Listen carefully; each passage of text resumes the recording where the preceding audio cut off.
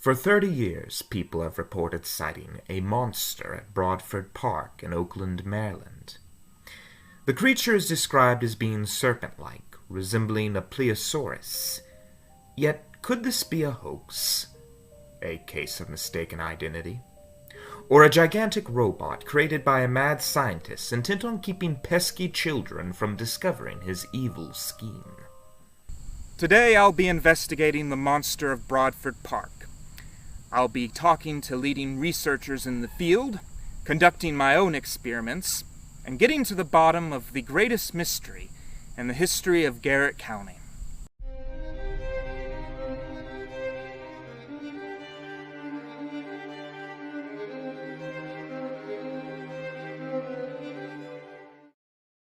My name is Edwin Douglas, and I am a leading researcher on the Broadford Lake Monster. I've been working on this case for 17 years now. I keep getting closer and closer to solving the puzzle, yet there's always another piece to it that I haven't factored in. Even if I do find it, and I believe that I will, it's a dinosaur. I'm not going to be able to put handcuffs on it, and it can melt the camera with its mind, so there's no photographs being taken. What do you do? What do you do? Here we are, it is 6:15, and I wanted to show you all where the history of the monster began. Follow me.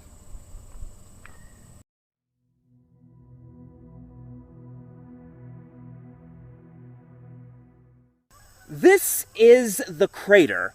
I want to show you all something. Notice its shape, how deep it is, how perfectly circular. This is not a man-made or nature-made structure. We paranormal investigators believe this is where the UFO first crash landed. This is the government facility where I believe the aliens are being stowed. I could get into all the odd details about this place. Pipes that don't serve any purpose. Cages that, according to rumors, are used to punish disrespectful employees. The main thing I want to discuss, however, is why this is the origin of the Broadford Lake Monster. The tale begins 30 years ago. After the facility was created, scientists began their investigations into the wreckage of the UFO. They made countless discoveries in everything from DNA to radiation. Eventually, through their hard work, they were able to clone a brontosaurus, or a pleiosaurus depending on who you ask. The creature, however, proved too much for them to handle. Although we can't be sure how, at some point, it escaped from the facility and into the lake. The scientists realized that the expense and danger was simply too great for them to recapture the monster. And so there it has remained to this day, waiting for someone to discover it.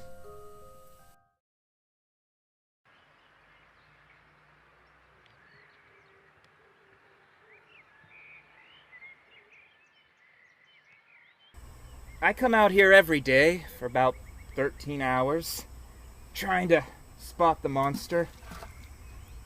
You know, I didn't just get into this business for the chicks, and believe me, there is a lot of beautiful chicks in the monster hunting business.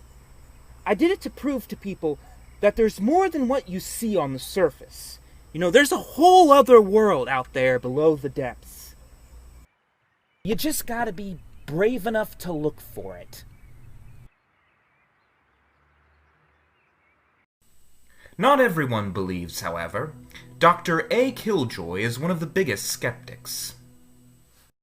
Look, here's my big problem with the Broadford Lake Monster. If this creature exists, how does it survive during the winter?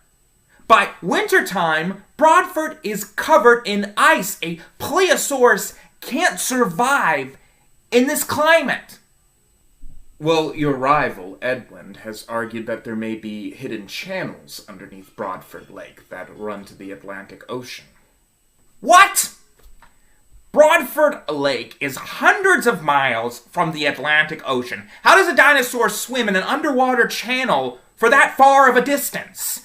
And besides, it's a lake water dinosaur. How does it go from being a lake water dinosaur to a seawater dinosaur? Alright then, Edwin has also hypothesized that the creature might hibernate in a cave during the wintertime. No, that's completely ridiculous. Edwin needs to make up his mind whether this is a brontosaurus or a pleiosaurus. Brontosauruses do not go swimming around in lakes for 30 years and then decide to live in a cave during the winter.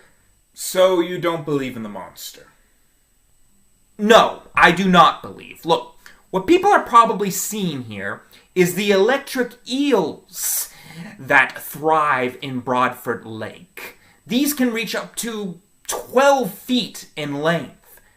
It's a case of mistaken identity. There are no real monsters. Could giant electric eels really be what people were seeing at Broadford Lake? The Almost Everything team decided to send me out to investigate.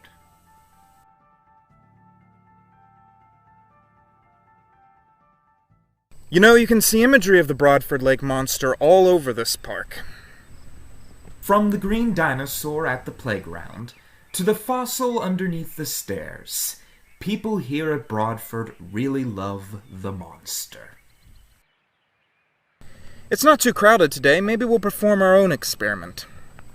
So, one thing scientists will do when investigating the creature is shift through the dirt. And this is to see if there's any feces, dinosaur scales, anything that might be valuable. And this could be something. Maybe brontosaurus eggshells? We'll take it back to the lab. And the conclusion? So, I've studied the DNA, and this isn't a brontosaurus shell. Oh no. Yeah. This is actually an oyster shell. And you can tell that because of how hard it is. So tell me, how do you handle failures in a job like this? I've only done it once, and after this, I'm not sure if I ever want to do it again. Well, it is difficult, but you have to keep trying. So the experiment was a failure, and Edwin clearly has more stamina than me. Yet there was one more thing the team and I wanted to do. We decided to ask people at the park what they thought of the monster. Answers varied. No, I do not believe that there is a damn dinosaur in Broadford Lake. It's a man-made lake. I am a huge skeptic. No. Yeah, I saw it. I was walking down that road there, the middle of the night, and I came to the playground, and there was this huge monster staring straight at me. It looked like a brontosaurus. Well, I stared back at it, and it turned and it darted back into the lake. I swear it was the most terrifying thing I've ever seen in my life. I was about ready to get my gun out. I was. The Broadford Lake Monster. Yes, I've heard of it. A true wonder of the world that thing would be if it existed. Be a shame if someone were to, I don't know, drain the lake or launch a nuclear weapon at it, destroying this one-of-a-kind creature. And if that does happen, it wasn't me. Oh yeah, the Broadford Lake Monster is totally real. I was walking by the shore and found some eggs and tracks from the creature, and sometimes you can find broken down trees. Just go look for yourself. You'll find them. It is real. The monster is real. So our interviews, like everything else, led to no definite proof. Our mystery remains. Yet, what can be expected? Every answer leads only to more questions. Maybe one day we'll be able to find out the truth of the Broadford Lake Monster. Until that day, we can only keep searching. And check out the 11-hour epic Still Searching for the Broadford Lake Monster in select stores now. Subscribe for more bedwetting horror! Right there. The subscribe button. Don't be afraid.